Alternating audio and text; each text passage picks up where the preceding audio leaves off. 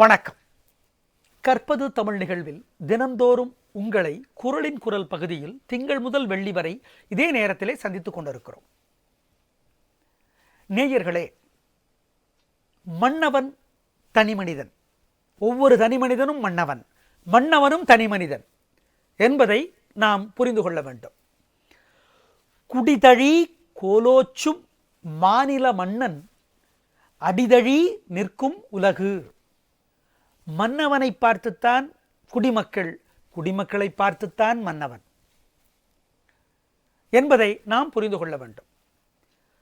குடிதழி கோலோச்சும் மாநில மன்னன், ஒரு மாநிலத்தினுடைய மன்னன் குடிதழி கோலோச்சுகிறார், குடிமக்களை அனுசரித்து குடிமக்களுக்கு ஏற்ற மாதிரி கோலோச்சுகிறார், ஆள்கிறார். மன்னவனை பார்த்தே மக்கள், மக்களை பார்த்தே மன்னவன் என்பதையும் புரிந்து கொள்ள வேண்டும். நம்ம பார்க்குறோம், என்னங்க இவங்கெல்லாம் மோசங்க, என்னங்க இவரெல்லாம் மோசங்க, இவரு மோசமாக தான் இருக்கார். ஆமாம், ஒரு தனி மனிதர் அவர் போய் இராணுவ வீரர்களுக்கான விடுதியில் போய் பொருளை வாங்குறார் தன்னுடைய குடும்பத்துக்காக. ஆனால் இவர் இராணுவ வீரர் இல்லை, இவருக்கு தெரிந்தவர் இராணுவ வீரர். இது சரியா? தப்பு இல்லை. இராணுவ வீரர் அந்த சலுகை இவருக்கு தருவது தப்பு, அது ஒரு வகை தப்பு. இவர் அந்த சலுகையை பயன்படுத்தி, இவர் இராணுவத்தில் இல்லை, இவருடைய குடும்பத்திலையும் இராணுவத்தில் இல்லை, இவருடைய நண்பர் அல்லது உறவினர், அதுக்காக இராணுவ வீரருடைய விடுதியில் போய், கடையில் போய், இராணுவ வீரர்களுக்கான அங்காடியில் கடையில் போய் இவர் தன்னுடைய குடும்பத்துக்காக பொருள் குறைஞ்ச விலையில், சலுகை விலையில் வாங்கிறது தப்பா இல்லையா? தப்பு தானே. ஆனால் இவர் என்ன சொல்கிறாரு? மாவட்ட ஆட்சியர் சரியில்லை, மாநில தலைவர் சரியில்லை, சட்டமன்ற உறுப்பினர் சரியில்லைங்கிறாரு. இது நியாயமா? தப்பு இல்லை, பெரிய தப்பு. தனி மனிதன் அறத்தோடும் ஒழுக்கத்தோடும் இருந்தால்தான் அந்த தேசத்தில் எல்லோரும் ஒழுக்கமாக இருப்பார்கள்.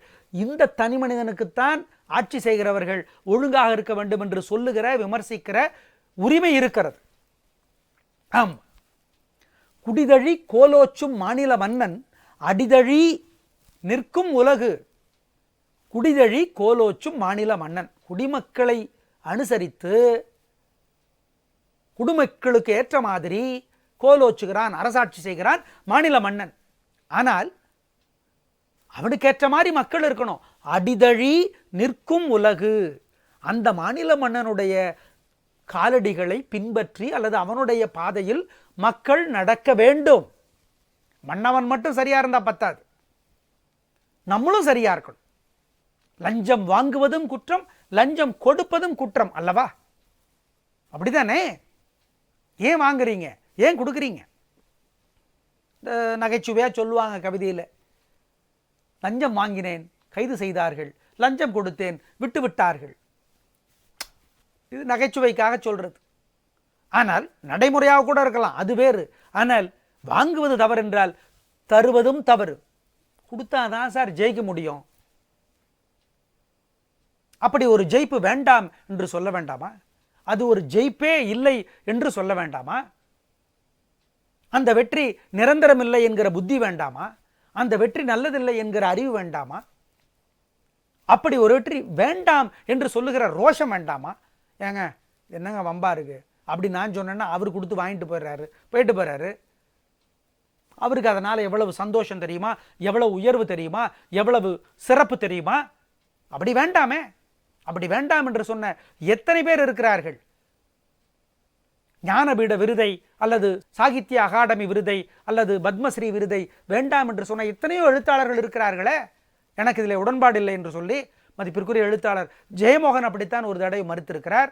வாங்கிய விருதை திருப்பி தந்தவர்கள் எத்தனையோ பேர் இருக்கிறார்களே, எனக்கு வேண்டாம் அப்படின்னு சொல்லி எவ்வளவோ பெரிய விஷயத்தை அரசு வேண்டாம் என்று சொல்லித்தானே புத்தர் வெளியே போனார். ஆகவே லௌகீக சுகங்களுக்காக, ஏதோ பணத்திற்காக, பதவிக்காக நியாய தர்மத்தை விட்டுவிடக் கூடாது. தனி மனிதனே அதை செய்யக்கூடாது என்றுதான் சொல்லுகிறார் வள்ளுவர். அதுதான் அவருடைய சிறப்பு. மன்னவர்களுக்கு தான் ரூல்ஸ் அண்ட் ரெகுலேஷன்ஸ், நியாய தர்மம் கிடையாது. ஒவ்வொரு மனிதனுக்கும் அது உண்டு. குடிதழி கோலோச்சும் மாநில மன்னன் அடிதழி நிற்கும் உலகு. மன்னவன் குடிமக்களை பின்பற்றுகிறவன், குடிமக்கள் மன்னவரை பின்பற்றுகிறவர். இது ஒருத்தருக்கு ஒருத்தர் சார்ந்து இருப்பது, மியூச்சுவல் என்று சொல்லுவார்களே ஆங்கிலத்தில், அந்த மாதிரி. மக்கள் எவ்வழி மன்னன் அவ்வழி, மன்னன் எவ்வழி மக்கள் அவ்வழி, 2 பேரும் தான். கர்ப்பிணி பெண் நல்ல சாப்பாடு சாப்பிட்டால்தான் சிசு, அந்த கர்ப்பத்திலே இருக்கிற சிசு நன்றாக வளரும். சிசு நன்றாக வளரணும்னா கர்ப்பிணி பெண் நல்லா சாப்பிடணும். சிசு நல்லா வளர்ந்தா கர்ப்பிணி பெண்ணுக்கு நல்லா பசிக்கும். ஆமா, இது 2ம் மியூச்சுவல். சிசு வளர்ச்சி, கர்ப்பிணி பெண்ணினுடைய உணவு, 2ம் மியூச்சுவல்.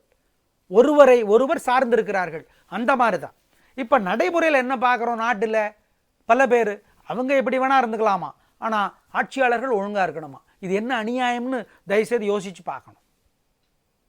அவர் சரியில்லை, இவர் சரியில்லை, ஆனா நம்ம எப்படி வேணா இருந்துக்கலாம். ஒரு ஆட்டோ ஓட்டுநர் அநியாயமா வாடகை கேட்கிறார், ஒரு சிலர் அது சரியா, ஆனா இவர் சரியில்லைன்னு திட்டுறாரு, சட்டமன்ற உறுப்பினர் சரியில்லைன்னு திட்டுறாரு. இது எப்படி சரியாகும்? அதைத்தான் வள்ளுவர் அன்னைக்கு அப்பவே சொல்லியிருக்கிறார். ஒவ்வொரு மனிதனும் சரியாக இருக்க வேண்டும், அப்பொழுதுதான் அந்த நாடு சரியாக இருக்கும். மக்கள் சரியாக இருந்தால்தான் மன்னவன் சரியாக இருப்பான்.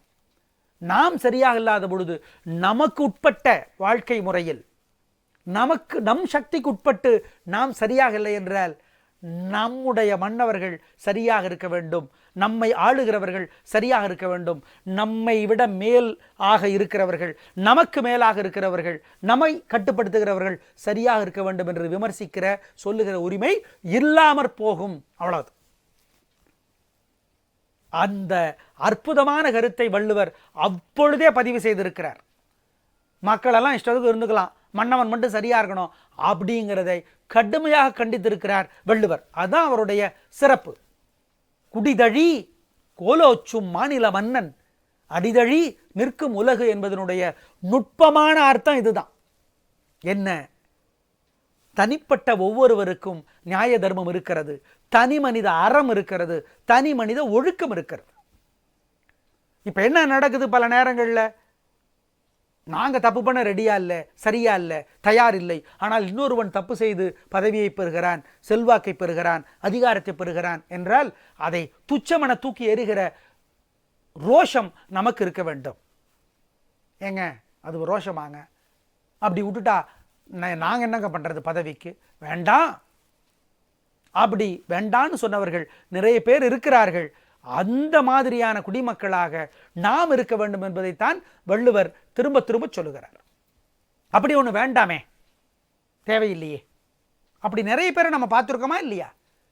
கீழே விழுகிற பணம் எனக்கு வேண்டாம், கொண்டு போய் ஒப்படைக்கிற எத்தனை ஆட்டோ ஓட்டுநர்கள் இருக்கிறார்கள், நம்ம செய்தித்தாள்களை பார்க்கிறோமே. அப்படி சிறந்த பண்புடைய சாதாரண மக்கள் இருக்கிறார்களா இல்லையா? அப்படி இருக்க வேண்டும் என்றுதான் வள்ளுவர் சொல்லுகிறார்.